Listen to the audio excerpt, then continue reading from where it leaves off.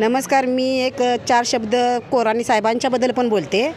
उत्तम कोराणे ही व्यक्ती फार म्हणजे जनतेसाठी धावून येणारी, कुठलाही संकट असू दे किंवा काही आता झोपडपट्टीत एवढं त्यांनी चांगलं कार्य केलेलं आहे.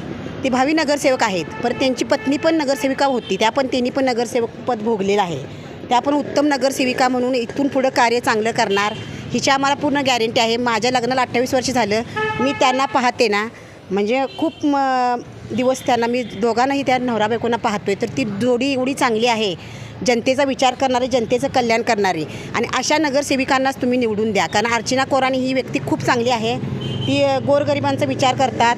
आमच्यासारख्या आता मी विधवा आहे तरीसुद्धा आम्हाला तिने खूप सपोर्ट केला आहे. त्यांच्या जीवावर आम्ही आज इथं राहिलेलो आहोत की बाबा एक सपोर्टर.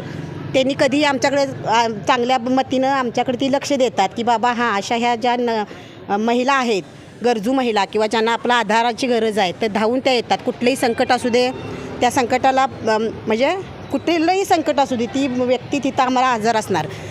कोराणे साहेब आणि अर्चना कोराणे ही व्यक्ती फार चांगली आहे. तुम्ही त्यांना मताने निवडून द्या. हे आम्ही सगळ्या जनतेकडं मी त्यांच्या वतीनं म्हणजे हे करते की बाबा ह्या लोकांना तुम्ही निवडून द्या.